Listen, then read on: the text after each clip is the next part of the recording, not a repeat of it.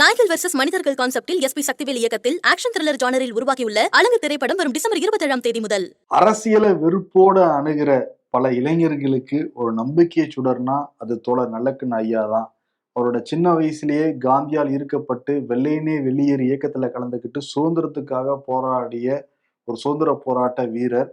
பொது உடைமை சிந்தனைகளால கவரப்பட்டு இந்திய கம்யூனிஸ்ட்ல ஜாயின் பண்ணாரு. அவரோட சின்ன வயசுல இருந்து ஐயாவுக்கு இன்னைக்கு 100 வயசு ஆகுது. இப்போ வரைக்கும் சமூகத்துக்காக ஒரு பெரும் வாழ்வு வாழ்ந்துட்டும் இருக்காரு.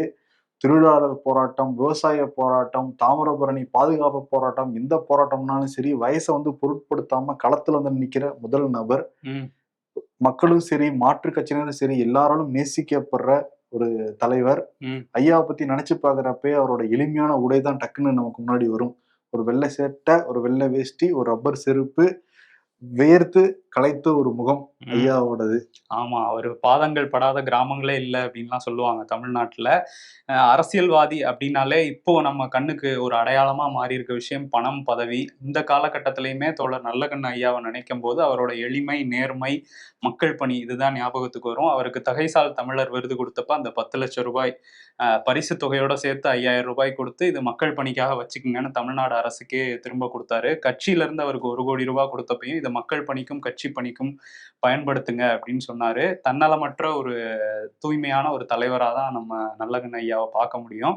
அவர் கூட நம்ம பேசியிருக்கோம், புகைப்படம்லாம் எடுத்திருக்கோம். அவர் வாழ்ற காலகட்டத்துல வாழ்றதை தாண்டி அவரை பார்க்கக்கூடிய பேசக்கூடிய வாய்ப்பு கிடைச்சதும் நமக்கு ஒரு பெருமையான விஷயம்தான். நிச்சயமா இந்த நாள்ல இம்பர்ஃபெக்ட் டீம் சார்பாகவும் சரி, நம்ம நேர்கள் சார்பாகவும் சரி, அவர்கிட்ட வாழ்த்து வாங்கிட்டு அவர்கிட்ட இருந்து நம்மவும் ஆசீர்வாதம் வாங்கிக்கலாம். கண்டிப்பா. அதே மாதிரி தமிழ்நாடு அரசு இன்னைக்கு அந்த அவர் பிறந்த அந்த திருவைகுண்ட பகுதியில உள்ள ஒரு அரசு கட்டடம் புதுசா கட்டிட்டு இருக்காங்க மருத்துவமனைக்கு. அந்த கட்டடத்துக்கு தோழர் நல்லக்கண்ணு 100ஆண்டு கட்டடம் அப்படின்னு பேர் சூட்ட போறதா தமிழ்நாடு அரசு அறிவிச்சிருக்காங்க. இன்னைக்கு விழாவும் நடந்திருந்தது இந்திய கம்யூனிஸ்ட் சார்பில். அங்க முதல்வரும் கலந்துகிட்டாரு. பொது உடைமை கட்சி அந்த 100ஆண்டும் தோழர் நல்லக்கண்ணோட 100ஆண்டு தொடக்கமும் ஒரே நேரத்துல வருது. இந்த பெருமை யாருக்குமே கிடைக்காதுன்னு முதல்வர் பேசியிருந்தாரு. ஸோ வாழ்த்துக்கள், ஐயாவோட வாழ்த்துக்கள் எல்லாருக்கும் இருக்கும் அப்படிங்கிற நம்பிக்கையோட ஷோக்குள்ள போவோம். ஓகே, ஷோக்குள்ள போயிடலாம். இந்தியாவில மிக முக்கியமான பல்கலைக்கழகத்துல ஒண்ணு அண்ணா பல்கலைக்கழகம். அந்த பல்கலைக்கழக வளாகத்துக்குள்ளாரையே ஒரு பெண்ணுக்கு பாலியல் சீண்டல் நடந்தது. எல்லாருக்கும் அதிர்ச்சியா தான் இருந்தது. ஏன்னா கிறிஸ்துமஸ்க்கு முந்தைய தினம் அந்த பெண் தன்னோட நண்பர் கூட பேசிக்கிட்டு இருக்கிறப்ப ஒரு நபர் பாலியல் சீண்டலுக்கு முயற்சி பண்ணாருன்னு சொல்லிட்டு காவல்துறையில புகார் கொடுத்தாங்க. காவல்துறையில தேடிட்டு இருக்கிறதா சொன்னாங்க. 2 பேர் தேடிட்டு இருக்கிறதா சொன்னாங்க. நேத்து மாலையே ஞானசேகரன் நபரை காவல்துறை கைது பண்ணிருக்காங்க. இந்த ஞானசேகரன் யாருன்னா அந்த பல்கலைக்கழக வளாகத்துக்கு பின்னாடி பிரியாணி கடை நடத்திக்கிட்டு இருந்த ஒரு நபர்னு சொல்றாங்க. காவல்துறை பிடிக்க போனப்ப அந்த நபர் தப்பி ஓட முயற்சித்தாரு. அதனால இடது கால்ல எலும்பு முறிவுலாம் ஏற்பட்டிருக்குன்னு காவல்துறையில சொல்றாங்க. இன்னைக்கு காலையில் என்னன்னா அந்த எஃப்ஐஆர் வெளியாச்சு. அந்த எஃப்ஐஆர் எப்படி வெளியாச்சுங்கிறது தான் ஒரு பெரிய சர்ச்சையா மாறி இருக்கு. காரணம் என்னன்னா அந்த எஃப்ஐஆர் ரொம்ப ஒரு கேவலமா தான் எழுதப்பட்டிருந்தது. ரொம்ப அருவருக்கத்தக்க வகையிலையும் அதை படிக்கிறப்ப இருந்தது. காரணம் என்னன்னா அந்த பொண்ணு நானும் என்னோட காதலனும் தனியா டைம் பண்ணிக்கிட்டு இருந்தோங்கிற ரேஞ்சில ரொம்ப தரம் தாழ்ந்து தான் எழுதப்பட்டிருந்தது அந்த எஃப்ஐஆர்ல. அப்படி எழுதப்பட்ட எஃப்ஐஆர் இன்னைக்கு காலையில ஆன்லைன்ல வெளியாச்சு சமூக வலைதளங்கள்ல. அதுல அவங்க பேரு, அவங்க வீட்டு அட்ரஸ், அப்பா பேரு எல்லாம் இருக்கு. அந்த பொண்ணுடைய போன் நம்பரும் அதுல இருக்கு. இது காவல்துறை தெரிஞ்சு வெளியிட்டாங்களா தெரியாம வெளியிட்டாங்களாங்கிறது அவங்களுக்கு தான் தெரியும். இருந்தா கூட இது ஒரு மக்கள் எல்லாம் கொந்தளிப்பாயிட்டாங்க. ஏன்னா பாதிக்கப்பட்ட பெண்ணோட ஒரு அடையாளமும் வெளியே தெரியக்கூடாதுங்கிறதான் எல்லாருக்கும் சொல்லப்பட்டது. ஆனா வெளியானது பிறகு அது அந்த எஃப்ஐஆர் பார்க்க முடியாத அளவுக்கு பண்ணியிருக்காங்க. அதே மாதிரி யாராவது சமூக வலைதளம் நீங்க வெளியிட்டாலோ யாருக்காவது நீங்க ஃபார்வர்ட் பண்ணாலும் நடவடிக்கை எடுக்கப்படும்னு சொல்றாங்க காவல்துறையில. வெளியிட்டதே முதல்ல நீங்க தானே, வெளியிட்டவங்க மேல நடவடிக்கை எடுக்கணும், யாரு என்னங்கிறத கண்டுபிடிக்கணும். ஆனா இவங்க இப்படி சொல்றாங்க. போலீஸை தவிர அதை தாண்டி வெளியே வந்திருக்கிறதுக்கான வாய்ப்பு இல்லை அப்படிங்கிறதும் குற்றச்சாட்டா இருக்கு. அப்ப யார் அந்த நபர், ஏன் இதை வெளியிட்டாங்க, திட்டமிட்டு வெளியிட்டாங்களான்னு பல கேள்விகள் நமக்கு வருது. குறிப்பா எதிர்கட்சிகள் அதிமுக இன்னைக்கு அண்ணா பல்கலைக்கழகத்துக்கு முன்னாடியே ஜெயக்குமார் தலைமையில போராட்டம் எல்லாம் பண்ணாங்க. காவல்துறை கைதெல்லாம் பண்ணாங்க. குறிப்பா சீமான் தமிழ்நாடுங்கிறது மக்களுக்கு ஒரு கொடுமையான ஒரு மாநிலமா மாறிக்கிட்டு இருக்கு. நாளைக்கு நாள் இங்க பெண்கள் குழந்தைகள் யாருக்குமே பாதுகாப்பு இல்லாம போய்கிட்டு இருக்கு. மது விற்பனையில இவங்க ஆர்வம் காட்டுறாங்களே தவிர மக்களுக்கு பாதுகாப்பு கொடுக்கறதுல தமிழ்நாடு அரசு அக்கறை காட்டுறது இல்லைங்கிறத குற்றச்சாட்டு வச்சிருக்காரு. முக்கியமா தமிழ்நாடு பாஜக தலைவர் அண்ணாமலை நேத்தே இவர் திமுகவுக்கு தொடர்புடைய ஒரு நபர் திமுக கட்சியில் உறுப்பினரா வந்து இருக்காரு, அதனாலதான் காவல்துறையோட பிடிக்கிறதுல காலதாமதம் ஏற்படுத்துறாங்கன்னு குற்றச்சாட்டு வச்சிருந்தாரு. இன்னைக்கு மத்தியானம் பிரஸ் மீட்லாம் வேற வந்து கொடுத்திருந்தாரு அண்ணாமலை. ஆமா. அண்ணாமலை பிரஸ் மீட்ல என்ன சொல்றாருன்னா, இந்த எஃப்ஐஆர் எழுதப்பட்டதும் கேவலமா இருக்கு. அது லீக் ஆனதுக்கு யாரு பொறுப்பு? இப்படி ஒரு வெட்கப்படணும் இதுக்கெல்லாம் திமுக காரங்கலாம். பெருமையா வெளிய சொல்லிக்கவே கூடாது அவங்கலாம் திமுகங்கிற ரேஞ்சுக்கு நெறைய பேசியிருந்தாரு. அந்த ஞானசேகரனுக்கு வந்து கட்சியில சில பொறுப்புல இருக்காரு. சைதாப்பேட்டை வட்டத்துல பொறுப்புலலாம் இருக்காருன்னு சொல்லி சொன்னாரு.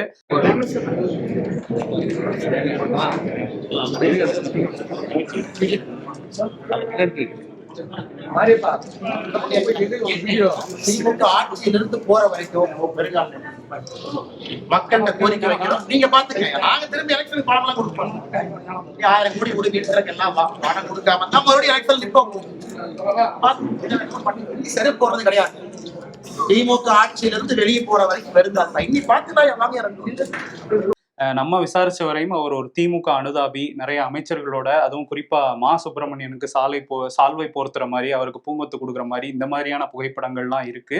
இன்னொரு இடத்துல உதயநிதி எங்கேயோ நடந்து வந்துகிட்டு இருக்காரு, ஓரத்துல நிற்கும் போது எடுக்கப்பட்ட ஒரு புகைப்படத்தையும் பகிர்றாங்க. ஒரு திமுக அனுதாபி அப்படிங்கிறது தான் நமக்கு கிடைச்ச விஷயம்.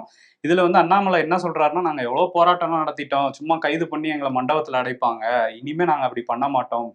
ஒவ்வொரு பாஜக தொண்டனும் நாளை காலையில 10 மணிக்கு வீட்டுக்கு வெளியே வந்து போராட்டம் நடத்துவோம் அப்படின்னு சொல்லியிருக்காரு. குறிப்பா 6 முறை சவுக்கால அவரை அடிச்சுக்க போறாராம். இந்த மாதிரி சவுக்கடி போராட்டத்தை தொடங்குறேன், திமுக ஆட்சியை அகற்ற வரையும் நான் வந்து காலனியே போட மாட்டேன் அப்படின்னு சொல்லிட்டு பிரஸ் மீட் முடிஞ்சோன்னு அந்த ஷூ எல்லாம் கழட்டியிருந்தாரு. 48 நாள் விரதம் இருந்து அறுபடை முருகன் வீட்டுக்கும் போய் முறையிட போறேன் அப்படின்லாம் சொல்லியிருக்காரு. அவர் ஒரு பக்கம் இப்படி பிரச்சனை எடுத்துட்டு போறாரு. அதிமுகவும் நாளைக்கு தீவிரமான போராட்டம் நடக்கும்னு அறிவிச்சிருக்காங்க. தமிழிசை சவுந்தரராஜன் இன்னைக்கு வந்து பாஜக அவங்க தலைமையில ஒரு போராட்டம் நடத்தினாங்க, அவங்களும் கைது செய்யப்பட்டிருக்காங்க. ஸோ இந்த எஃப்ஐஆர் லீக் ஆனது ஒரு பெரிய ஒரு பேக் ஃபயரா மாறி இருக்கு திமுக கவர்மெண்ட்டுக்கு. இப்போ வந்து யாரையும் லீக் ஆனது மட்டும் இல்ல, அதுக்கு முன்னாடி ஒரு பல்கலைக்கழக வளாகத்துக்குள்ளாரே ஒரு மாணவிக்கு பாலியல் நடந்திருக்குன்னா அதுவுமே பாதுகாப்பு குறைபாடு தான் சொல்ல முடியும். ஆமா, ஏன்னா பக்கத்துலதான் ஆளுநர் மாளிகையிலிருந்து 1 கிலோமீட்டர் கூட வராது அண்ணா பல்கலைக்கழகம். அப்ப அந்த அண்ணா பல்கலைக்கழகத்துல இருக்கிற சிசிடிவி கேமராக்கெல்லாம் வேலை செய்யலையாங்கிறது தெரியல. ஏற்கனவே இந்த ஞானசேகரன் நிறைய மாணவிகளுக்கு இதே மாதிரி பாலியல் சீண்டல் கொடுத்துருக்காருங்கிறதே வந்து சொல்றாங்க.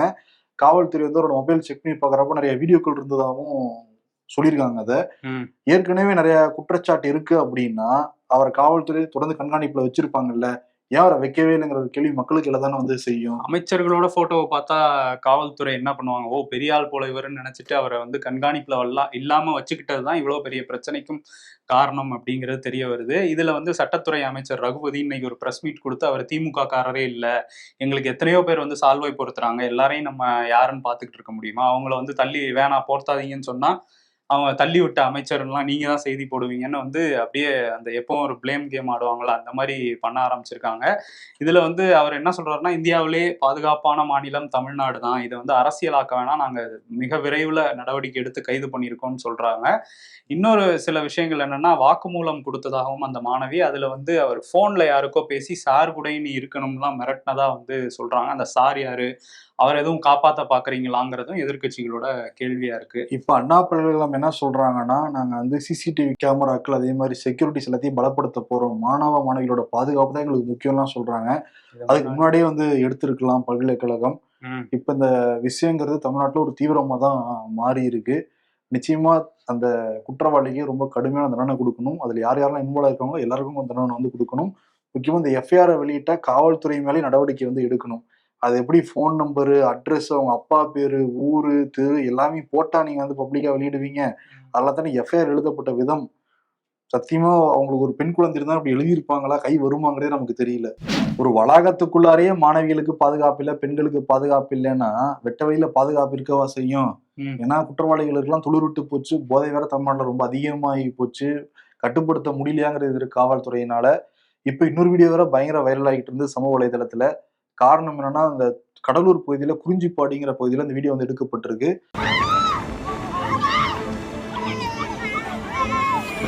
ஒரு பெண்களுக்கும் ஒரு இளைஞர் கூட்டத்துக்கும் பயங்கர தள்ளுமுள்ளு நடக்குது. சில இளைஞர்கள் வந்து விட்டுருங்க, குடும்ப பெண்களை விட்டுருங்கிற மாதிரி கெஞ்சுறாங்க. குழந்தைங்க வேற இருக்கு. இந்த வீடியோ எங்க எடுக்கப்பட்டதுன்னா கடலூர் மாவட்டம் குறிஞ்சிப்பாடி. அங்க வந்து குறிஞ்சிப்பாடி பகுதியை சேர்ந்த முத்து, சத்தியமூர்த்தி அவங்களோட மனைவி குழந்தைகளோட பீச்சுக்கு வந்திருக்காங்க. அந்த சமயத்துல போதையில வந்த முத்துவேல், தினேஷ், பிரவீன் போன நிறைய இளைஞர்கள் வந்து குளிச்சுக்கிட்டு இருந்தவ, பெண்கள் குறிப்பா குளிச்சுட்டு இருந்தவ பக்கத்துல போய் வந்து கிண்டல் பண்றது, அவங்கள சீண்டுற மாதிரி பண்றதெல்லாம் பண்ணிருக்காங்க. உடனே தட்டி கேட்க போனா அவங்க கணவன்களையும் அடி அடின்னு அடிச்சிருக்காங்க. ம். அப்புறம் பெண்கள் வந்து என் கணவரை விட்டுருங்க, குழந்தைகளை விட்டுருங்கன்னு சொல்லிட்டு ஒரு மாதிரி தள்ளுமுள்ளாயிருக்கு. அப்புறம் வந்து முத்துவும் சத்தியமூர்த்தியும் காவல்துறையில புகார் அடிப்படையில இப்போ 4-5 இளைஞர்களை காவல்துறை கைது பண்ணி உள்ள வச்சிருக்கு. ஆமா. எல்லாம் இந்த கஞ்சா, மது போதையால நடக்கிற விஷயங்கள் தான் அடுத்தடுத்து நடந்துகிட்டு இருக்கு. நிறைய நடக்குது. இப்ப காவல்துறையில மட்டும் என்ன நடக்குதான்? இப்ப பாத்தீங்கன்னா ராஜபாளையத்துல ம். ஒரு காவல் சிறப்பு ஆய்வாளரை சஸ்பெண்ட் பண்ணிருக்காங்க. ம். காரணம் என்னன்னா மது போதையில வந்திருக்காரு. எங்க ராஜபாளையத்தில் இருக்கிற தெற்கு காவல் நிலையத்துக்கு மது போதையில் வந்தவர் அங்க இருக்க காவலர்கள்லாம் பார்த்துட்டு நீ மேல போப்பா, மக்கள்லாம் இருந்தா பிரச்சனையாருன்னு சொல்லிட்டு மேல அனுப்பிடுறாங்க. First floor அனுப்பிடுறாங்க. காவல் நிலையத்தில் இருக்க ஃபர்ஸ்ட் ஃப்ளோர் அனுப்பினோடனே அங்க ஒரு டியூட்டில இருந்த ஒரு பெண் போலீஸுக்கே அவர் வந்து பாலியல் சிண்டல் பண்ணியிருக்காரு. உடனே அந்த பெண் வந்து கத்தி கூப்பாடு போட்டு இவர் மேல கம்ப்ளைண்ட் கொடுத்து சிசிடிவியை பார்த்தப்ப ஆமா அவர் பண்ணியிருக்காருன்னு தெரிஞ்சிருக்கு. உடனடியா காவல்துறையில அந்த பெண்ணே காவல்துறையில புகார் கொடுத்து அவரோட பிளட் டெஸ்ட், மெடிக்கல் செக்அப் எல்லாம் பண்றப்ப ஆமா அவர் போதையில் இருந்திருக்காருன்னு தெரிய வந்து அப்புறம் வந்து எஸ்பி கண்ணன் உடனே என்ன பண்ணுவாங்க, ஆயுதப்படைக்கு மாத்திருக்காங்க. இதுதான் பண்ணுவாங்க. அதற்கு பிறகு சஸ்பெண்ட் வந்து இப்ப பண்ணிருக்காங்க. இல்ல இதுவுமே அதிர்ச்சியான விஷயம் தான். ஒரு காவலருக்கு இன்னொரு காவலரால காவல் நிலையத்துக்குள்ளே பாதுகாப்பு இல்லைன்னா இந்த போதை எங்க கொண்டு போயிட்டு இருக்கு தமிழ்நாடுன்னு பார்க்கணும்.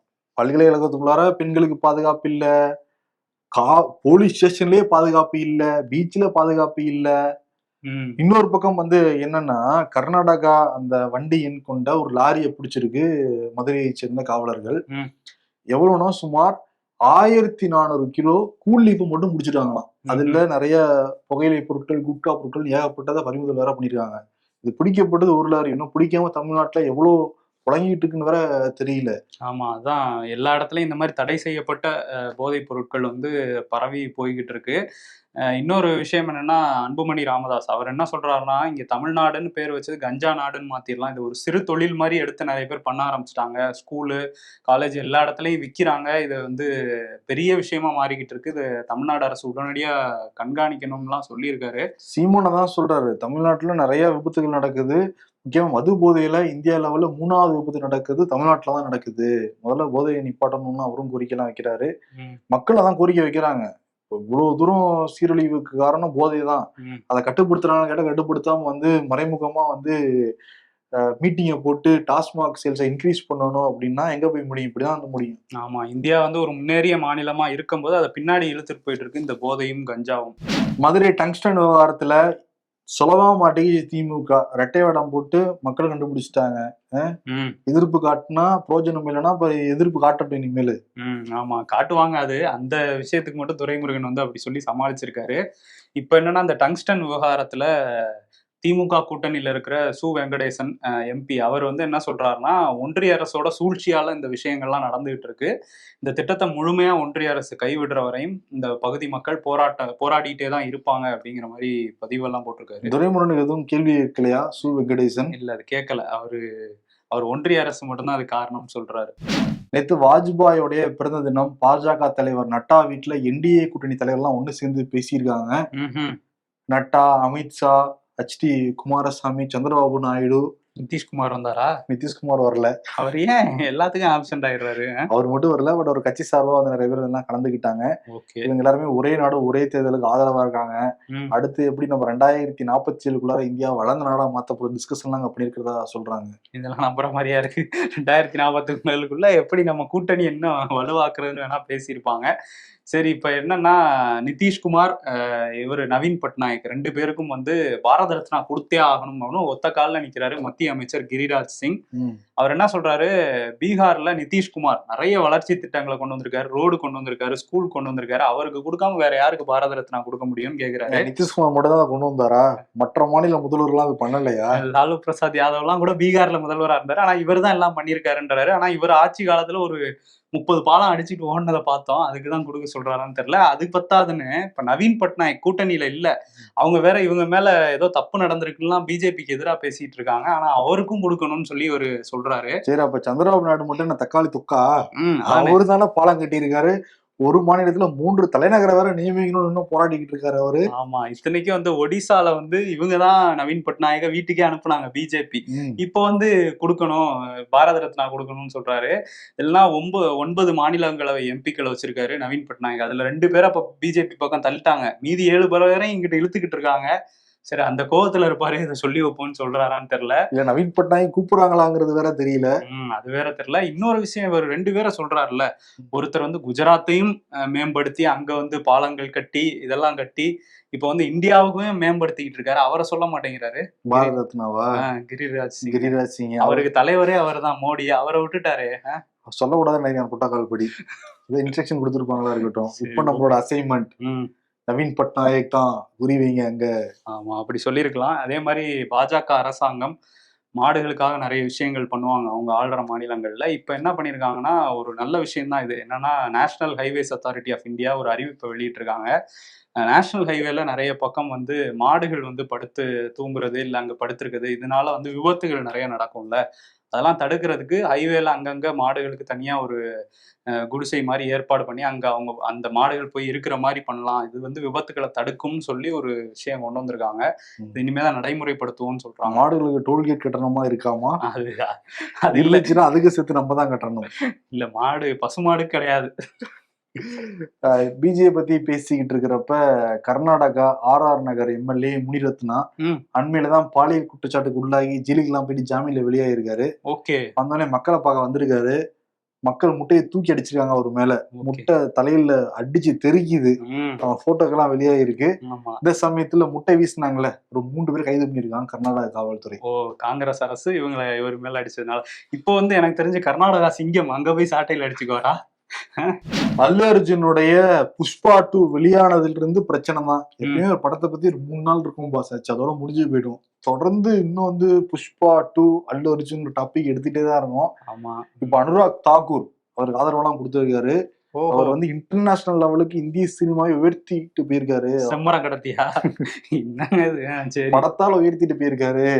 மோடி கவர்மெண்ட் அவருக்கு தேசிய விருதெல்லாம் கொடுத்து அழகெல்லாம் பாத்துக்கிட்டு இருக்காங்க. அதெல்லாம் பிடிக்காம தான் சில பேர் அரசியல் பண்றாங்க அவரை வச்சு அப்படின்ட்டு மறைமுகமா அங்க இருக்கிற முதல்வர் திட்டி ரேவந்த் ரெட்டியை வந்து திட்டி ஆதரவு வந்து கொடுத்துருவாங்க. ஆமா, ஆனா இன்னைக்கு வந்து தெலுங்கு தயாரிப்பாளர்கள், சில நடிகர்கள், நாகார்ஜுனெல்லாம் போய் ரேவந்த் ரெட்டியை சந்திச்சிருக்காங்க. ஒரு சுமூக உறவை தெலுங்கானா அரசோட ஏற்படுத்தணும்னு சொல்லி. அல்லு அர்ஜுனுக்காக எதுவும் பேசினாங்களான்னு தெரியல. இன்னொரு விஷயம் என்னன்னா, அந்த புஷ்பா படக்குழு தயாரிப்பாளர்கள் அல்லு அர்ஜுனோட அப்பாலாம் சேர்ந்து அந்த உயிரிழந்த பெண் ரேவதி அவங்க குடும்பத்துக்கு 2 கோடி ரூபா நிவாரணமா அறிவிக்கிறோங்கிற மாதிரிலாம் சொல்லியிருக்காங்க. இவ்வளவு தாமதமா ஃபர்ஸ்ட் ஒரு 25 லட்சம் சொன்னாரு. பிரச்சனை பெருசானோன்னு இப்படி பண்ணியிருக்காங்க. உலகமே கிறிஸ்துமஸ் உற்சாகமா கொண்டாடிக்கிட்டு இருந்த அந்த வேளையில கூட ரஷ்யா உக்ரைன் மேல தீவிரமான தாக்குதலை வந்து நடத்தியிருக்குன்னு சொல்லிட்டு உக்ரைனோட அதிபர் ஜெலன்ஸ்கி பேட்டி கொடுத்துருக்காரு. குறிப்பா 70 ட்ரோனு 100 ஏவுகணையை வீசி ரஷ்யா தான் தாக்குதல் பண்ணிருக்காங்க. மனிதாபிமானமே இல்லாம வந்து செயல்படுறாங்க. இதான் நாங்க திரும்ப திரும்ப சொல்லிக்கிட்டு இருக்கோங்கிறதையும் சொல்றாரு. கொண்டாட்ட தப்ப ரொம்ப தாக்குதல் நடத்துறதெல்லாம் வந்து என்ன சொல்றது. ஆனா போன வருஷம் அதே தான் பண்ணாரு புதின். ஆமா, இந்த போர் வந்து ட்ரம்ப் வந்தோன்னா முடியும் அப்படிலாம் பாக்குறாங்க.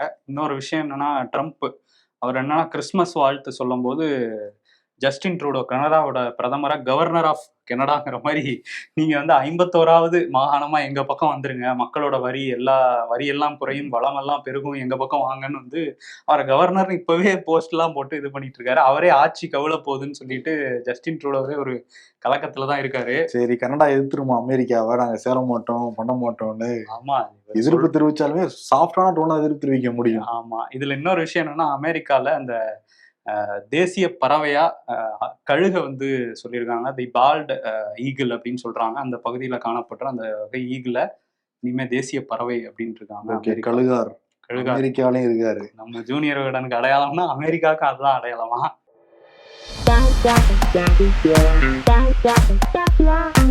டாக்ஸ் கலெக்ஷன் நம்ம மோடிஜி பெருசா கை கட்டுறாரு. ஜிடிபி growthன்னு சொல்லிட்டு இந்த உப்பளவு மட்டும் எடுப்போம்ல, அந்த மாதிரி சிறுசா வந்து கை காட்டுறாரு. அவருடைய பேச்சில் இருந்தே எடுத்து வச்சிருக்காங்க மீமா. ட்ரீம் வந்து ஸ்விம்மிங் பூல்ல குளிக்கிற மாதிரி இருக்கு. அது எங்க பெரிய பணக்கார ஒரு 5 ஸ்டார் ஹோட்டல் மேல ஸ்விம்மிங் பூல் இருக்க மாதிரி இருக்கு. டாப்ல. ஆனா கடைசியில கிடைச்சதோ வாலி தான் நம்ம பட்ஜெட்டுக்குன்னு போட்டிருக்காங்க.